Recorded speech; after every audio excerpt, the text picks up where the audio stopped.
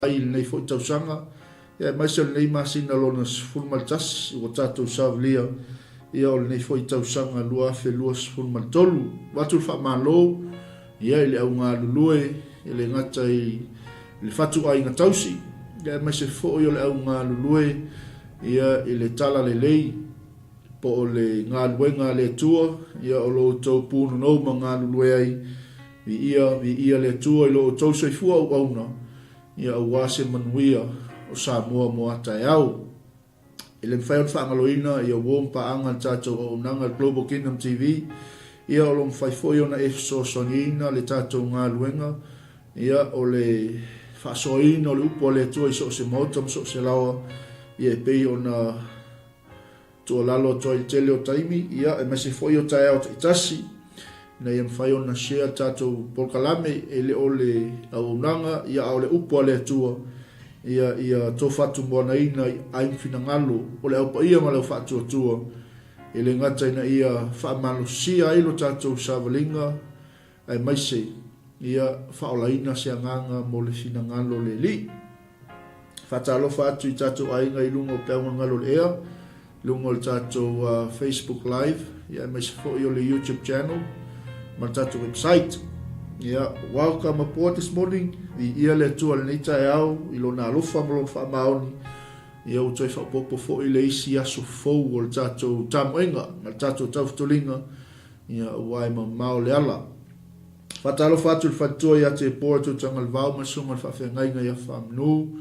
Ma lo le ngā lulue, ma lo fo i le alausu le nei tai au 𝚘𝚘𝚑𝚝𝚜, alo whatele mo lau sunga le whawhengainga ma le ainga li. Whatalo whatu ia mu tau lai, ma lo le saifua manuia. Talofa eni me kuri, manuia 𝚘𝚘𝚑𝚝𝚜 o le nei aso, aisua ai, ma lo le saifua manuia, whaftai tele le mafuta mai, wha manuia le tua ia toi ma le ainga.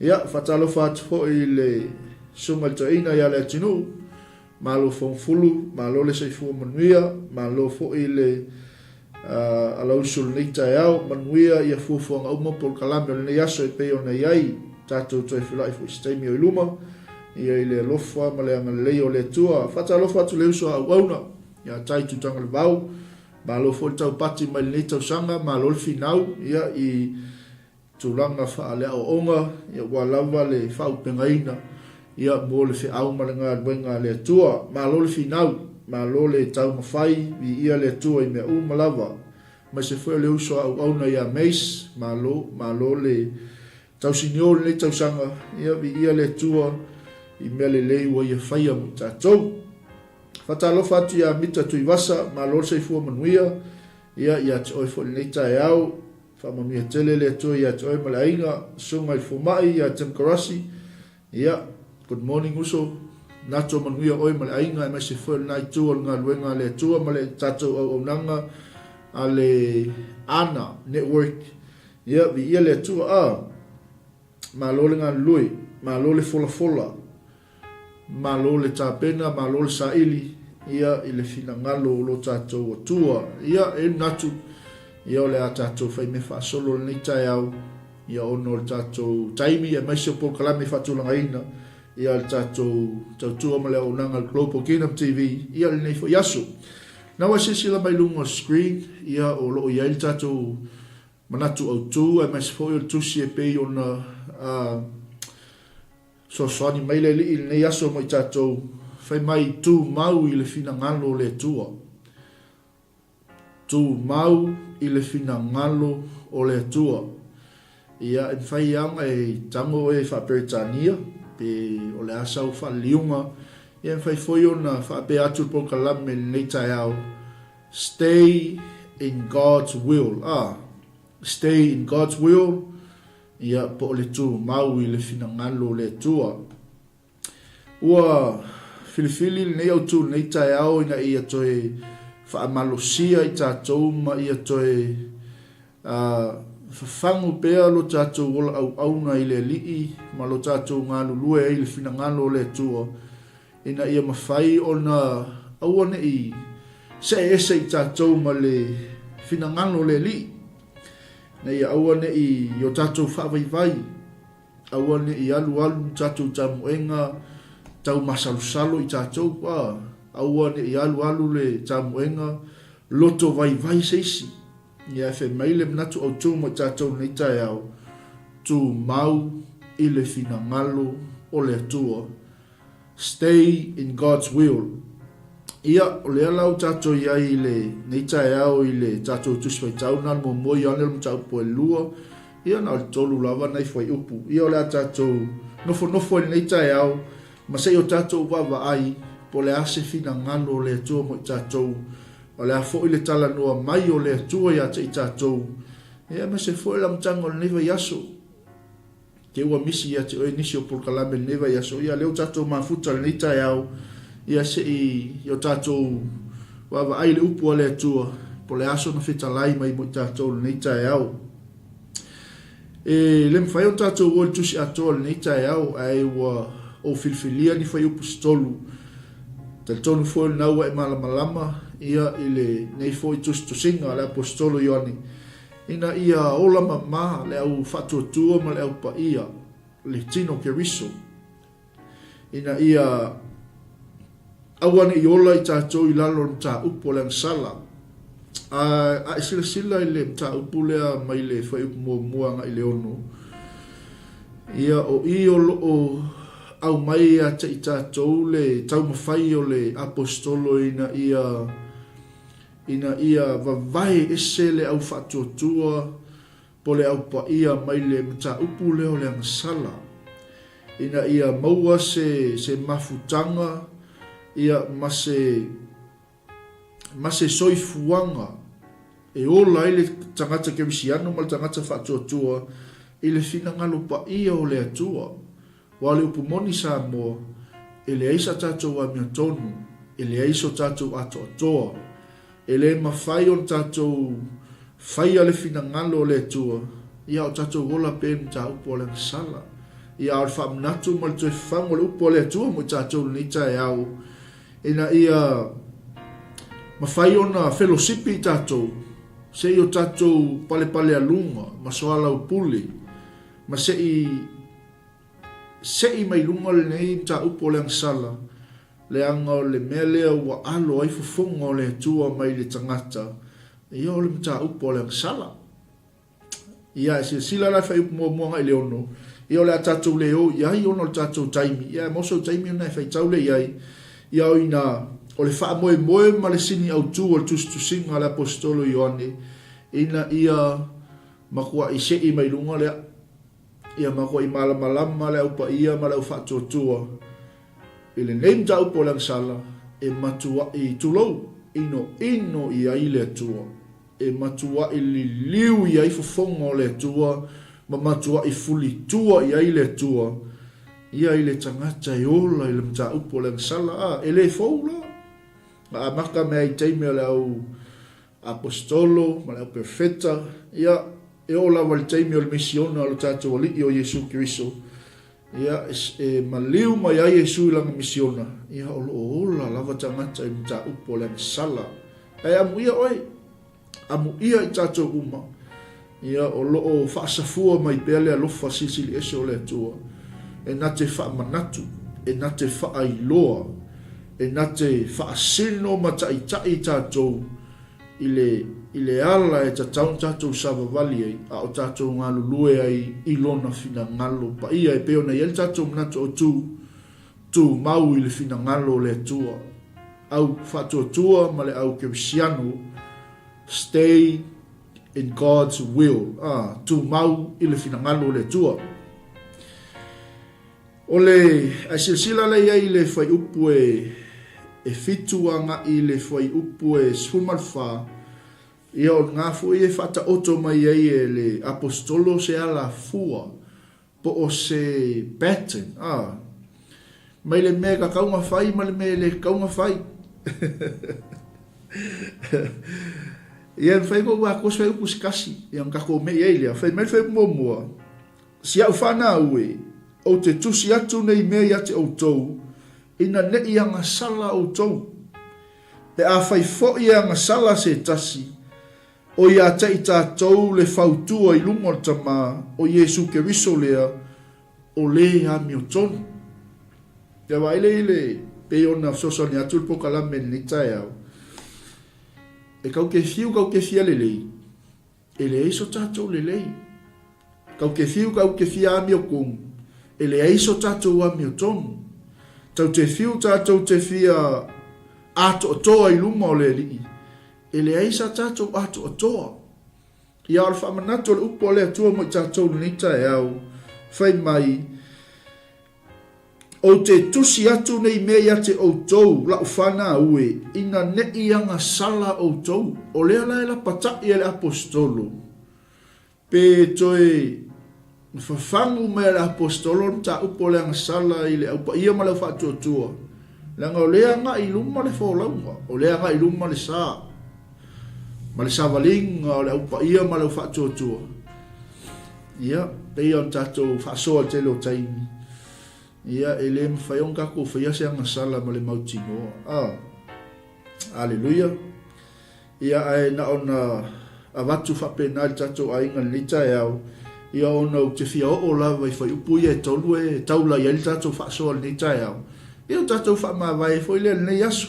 E ai maangil ngā kong. A talo fatu sunga whawhengai ngai alu I lua. Mafuta mai Melbourne. E mai se fwoi le ia te hila, whaftain mafuta mai, talo fatu fwoi sunga whawhengai ngai Paulo, Solovisua, me se fwoi le tinao nga luenga, ia tise masu ma le sunga whawhengai ngai Freti, na yo matua whalenganga. A talo fatu fwoi sunga whawhengai ngai Futi.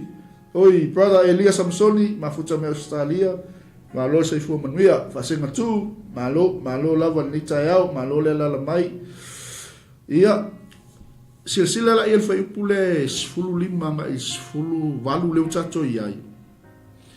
O ia lo tala noa mai ai ia tustusinga le apostolo I le lolo langi leo tato, le tato iai taimil nei. O ia lo ta oto iai ni vaenga se tolu. O le a lava le ko inga anga sala le tato te ola I taimil nei. O le ala ta oto I tonu I whai upu ia e tonu. Po le muli lua fasio tangata tu lou. Po le whaitaanga. O le whaataula itu. O le ifo I tupua. O le oam sos ko inga anga sala. Pe anga sala la ikiki anga sala la po anga sala feo lolo. Anga sala lilo. Amene. Ia o lo ta oto I totonu. O le vaenga leo le tustusinga la apostolo. O le lalo langi. Wa fe mele tala tuspa ia po le upo le atua. Aua tau te mana na o le lalolangi. Ai sea, aua o le tu ina nau o le tino, o le tu ina nau o mata, ma le whaalia lia vale o le nei o langa. Kolu wa meanga inga, o le ala tu inga nga sala le o la I tātou I le nei taimi. Ia, o le ka oko I kongu I. O lea lai e toi whamanatu me le apostolo leo pa ia ma leo whatuatua. Whe mei le tala Ioane. Le tino ke riso. O le a ngai mai o leo so whainga laulangi le a ngai mai ai. Ia tatou mataala. Ia tatou mataala matatalo. Ia tatou iloa lea. Leo so whainga nai sau. Aonge saula swainga ele ilo e kako. Amene, wale anganga o le nei lalolangi. Ia o lo sau po anga I mai e whase se. E kau whaavalea. E whaapoto. E tai se se ina ai le au pa ia ma lau whaatuatua. Mai le finagalo le atua wa umo na whaata oto mo lona tangata. Amene. Ia o le whaiupo e sfuluiwa nga e losu maltolu. Ia o le tala noa mai ailai 𝚟𝚑𝚎𝚘𝚎 o 𝚜𝚑𝚎𝚎𝚘𝚎. Ia ma aso I ngata ai. Leo tato ia I taimili nei. Whawhea tato I loa. Lea valo ia me le tuspa ia. O na aso I ngata ai. Lea la ia. Lea kolua mea ngai me foi tala le tuspa ia. O le 𝚜𝚑𝚎𝚎𝚎. O le 𝚟𝚑𝚎𝚎. male manu fe ai. Ia le li.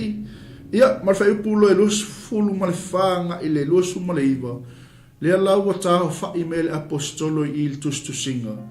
Se I usa pise mea fo lele le kaun fai le apostolo e fa sao mai e tatou mai nei fainga tau fa sisei. Le anganga leo le lalolangi le sau e deceive fa lata. Le anganga le lalolangi le sau e fa lata I tatou. Le sau e nga oi lo oli mo lo fia I le li.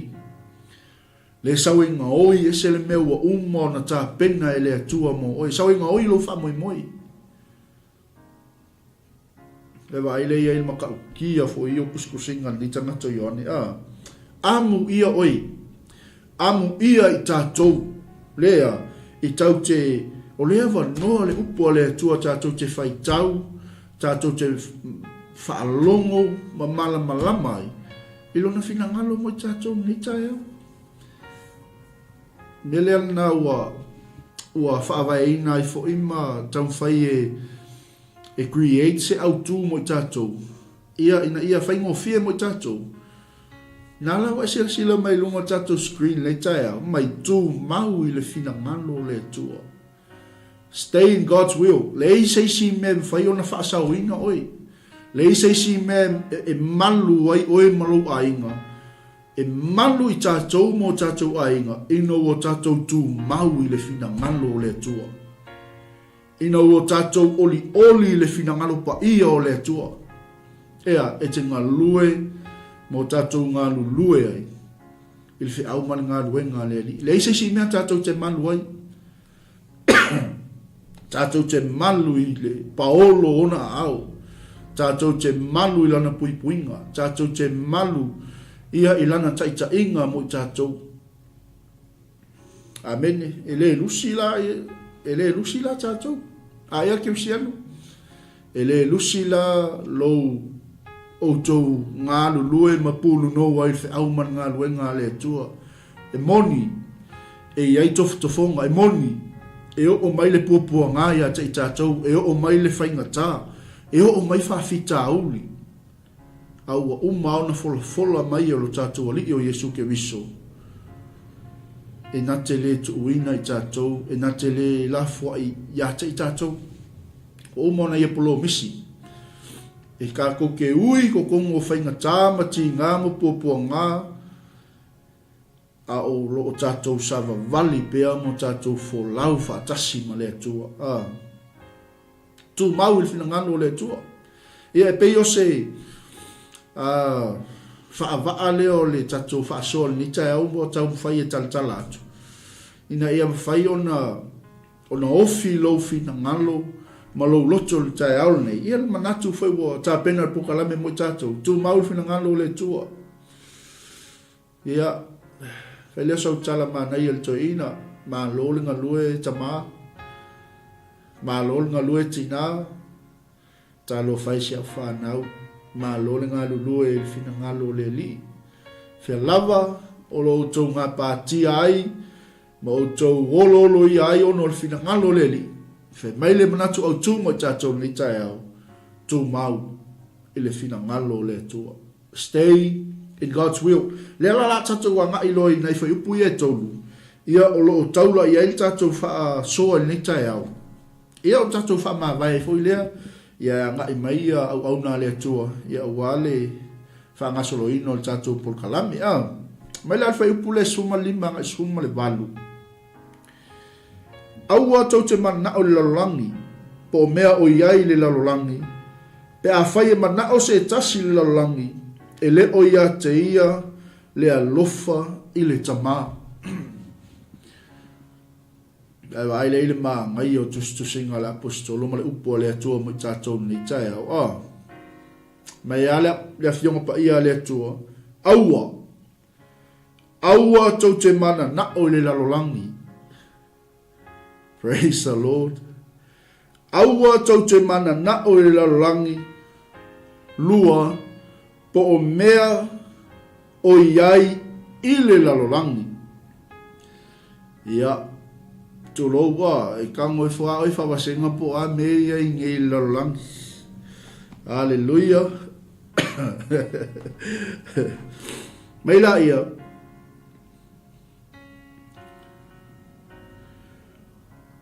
Pe a fai e mana o se tasi le lalolangi, e le o ia te ia le alofa i le tamā. Aua tau te mana na o le lalolangi, aua foi tau te mana na o i mea o iai i le lalolangi, pe a fai e mana o se tasi i le lalolangi, e le o ia te ia le alofa i le tamā. Aleluia.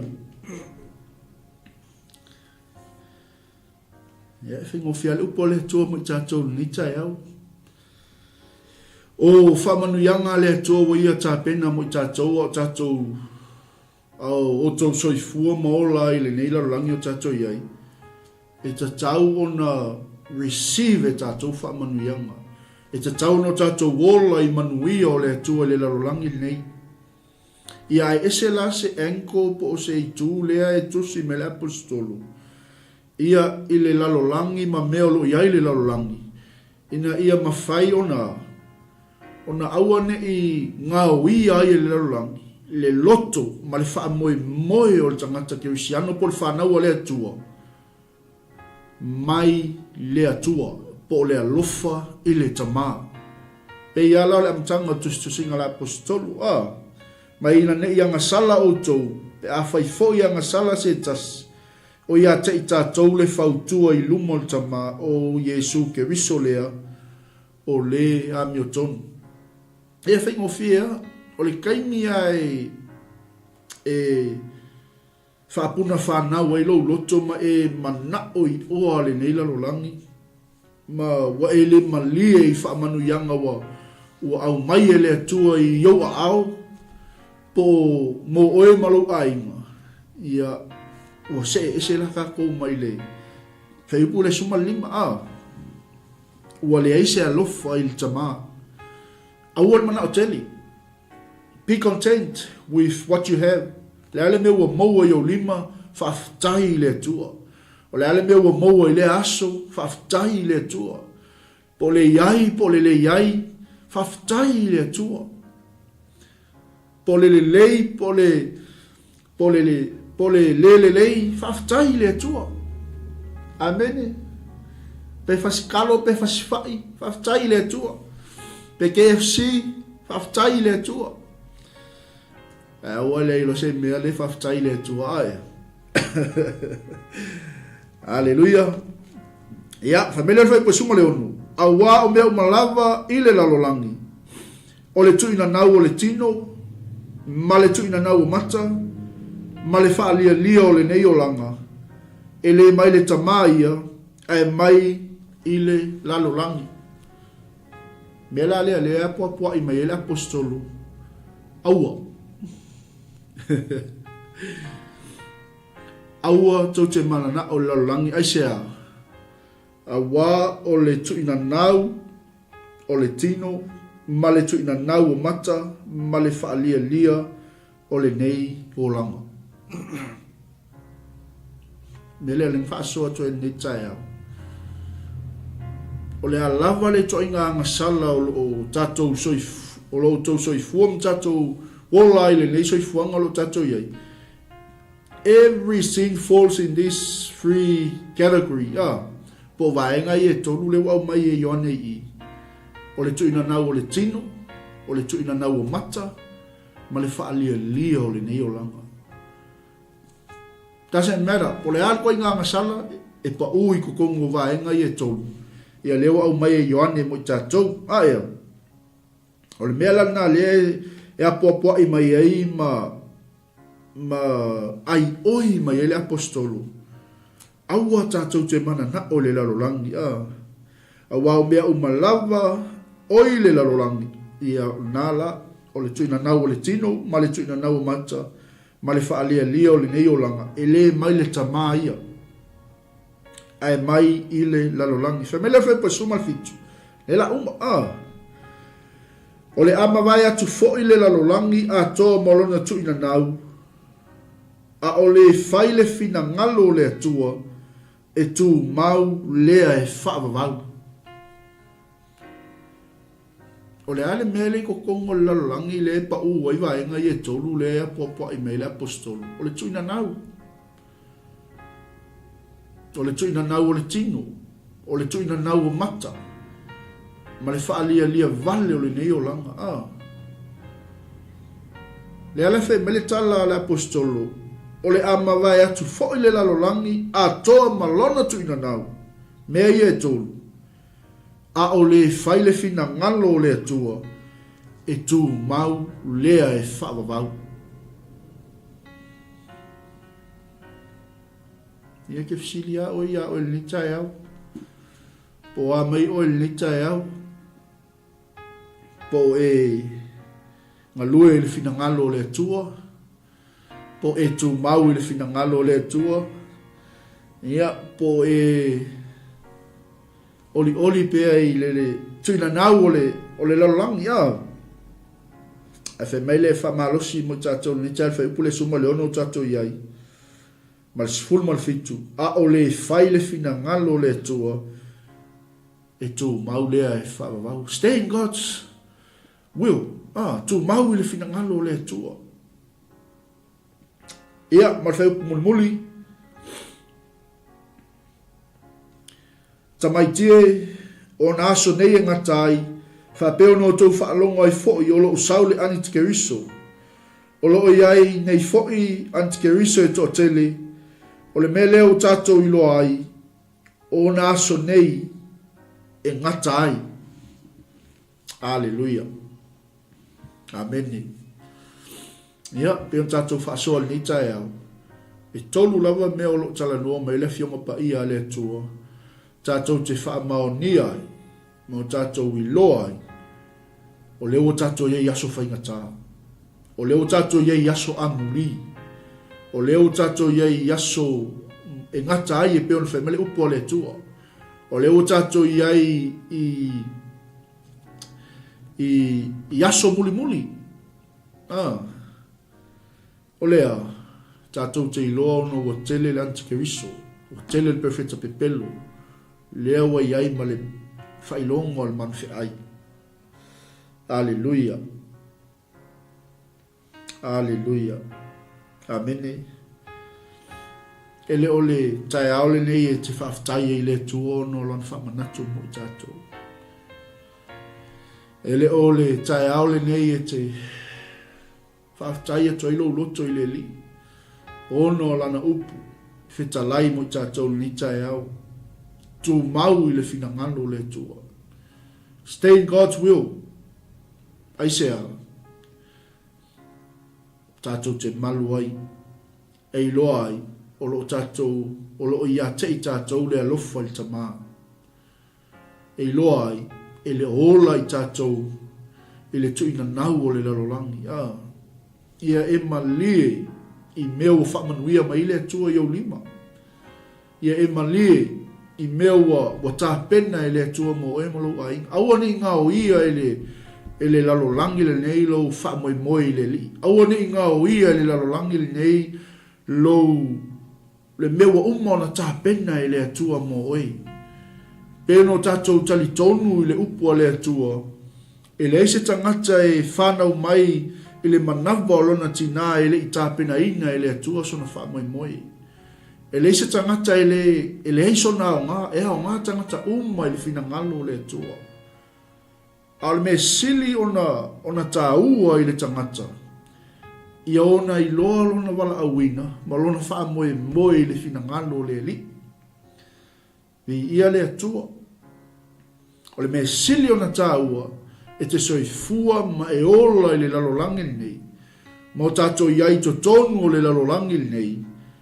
O e malamalama, o ai oe, o malamalama, o ai ia. Lango le taime te malamalama ai, o ai oe, o ai au i luma o le atua. E le ko ia ila se me whaalave lave mai a te oe. E le to iai se me mawhai o na ngau ia oe mai le finagalo o le atua. Amene. Po le whaingata, po le onge, po le pupua ngā, po le oti, po le whaanoa noa, e le ai se mea e mawhai o na ave sea lou oli le li. Whawhtai le atua.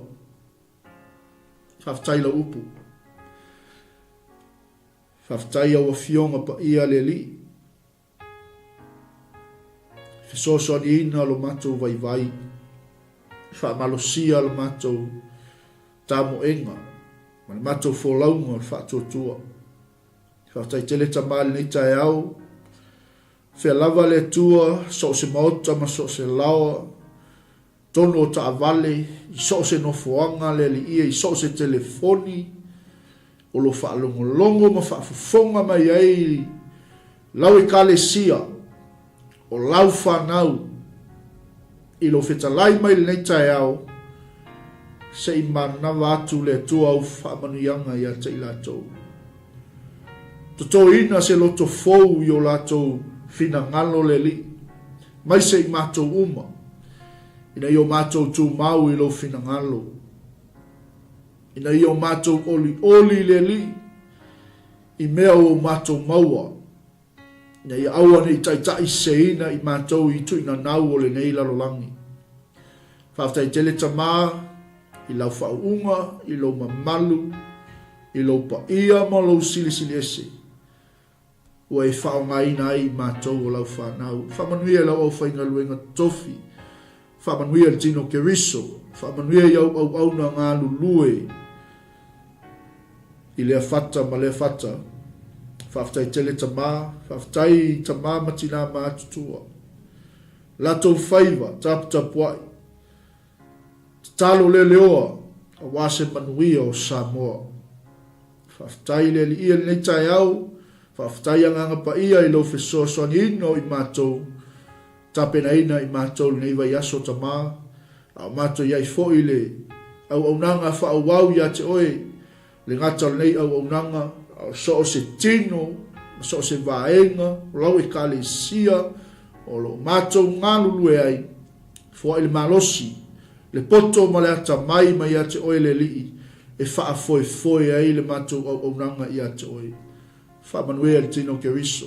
Whamanuia i sio mātou atu no pele o Samoa. Ona o Yesu le lei wala toi le mātou talu. Ameni. Ia, whamanuia atu le tue atu o le nei tai au. Samoa le atu no pele. Whaftai tele le alala mai le nei tai au. Whaftai foi le mafutaino le tātou polkalame. Whaftai lau whaasoa i ala i tātou komeni. Ia, vi ia le tua. Ia i le whaaunoina fo i olo taimi. Ia e te whaafonga i le upo le atua. Ia e peia o na tātou whaasoa e le ise ato toi nei. Ia pau se meo sosoani ma i le nganga o le li. Ai whaatoa atu e le nganga pa ia i lo loto ma lo finagalo. Se mea o le atoa. Ai ia whaamania tele le atua. Tiuta mwhaiva le nei asu. Ma ia teo nei. Ia maisa le pulenga. Ma uauna le atua lo mato ngā luen nei tua ngā luenga. Mātou te alo whatele mo o tau. Soifua, mai e manuia. God bless.